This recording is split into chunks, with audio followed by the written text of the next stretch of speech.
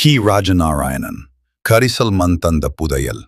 மக்களுக்காக மக்கள் மொழியிலேயே படைப்புகளை தந்து புகழ்பெற்ற கதை சொல்லி, எளிய விவசாயிகளுக்காக போராடிய போராளி, பொது உடைமை இயக்க கம்யூனிஸ்ட் கட்சி உறுப்பினர். இயற்பெயர் ராயங்குல ஸ்ரீ கிருஷ்ணராஜ நாராயண பெருமாள் ராமானுஜ நாயக்கர்.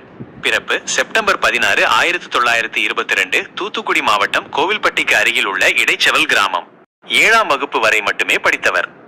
அடிப்படையில் ஒரு விவசாயி. பல விவசாய போராட்டங்களில் கலந்து கொண்டு சிறை சென்றவர். கரிசல் இலக்கியத்தின் தந்தை. கரிசல் மண்ணின் மக்களின் வாழ்க்கை, துன்பங்கள், நம்பிக்கைகள், ஏமாற்றங்கள் ஆகியவற்றை தன் எழுத்தில் பதித்ததால் கரிசல் இலக்கியத்தின் தந்தை என போற்றப்படுகிறார். 1958 இல் சரஸ்வதி இதழில் வெளியான மாயமான் அவரது முதல் சிறுகதை. கரிசல் வட்டார மொழிக்கு என ஒரு தனி அகராதியை கரிசல் வட்டார வழக்கு சொல்லகராதி உருவாக்கியவர். வட்டார வழக்கு மொழியில் தனது படைப்புகளை படைத்து தமிழ் இலக்கியத்தில் தனி இடம் பிடித்தவர். படைப்புகள் சிறுகதைகள், நாவல்கள், குறுநாவல்கள், கிராமிய கதைகள், அகராதி, கடிதங்கள் என பல தளங்களில் எழுதியுள்ளார். நாவல்கள் கோபல்ல கிராமம் மற்றும் கோபல்லபுரத்து மக்கள். சிறுகதைகள் கதவு மற்றும் கிடை ஆகிய சிறுகதை தொகுப்புகள் குறிப்பிடத்தக்கவை.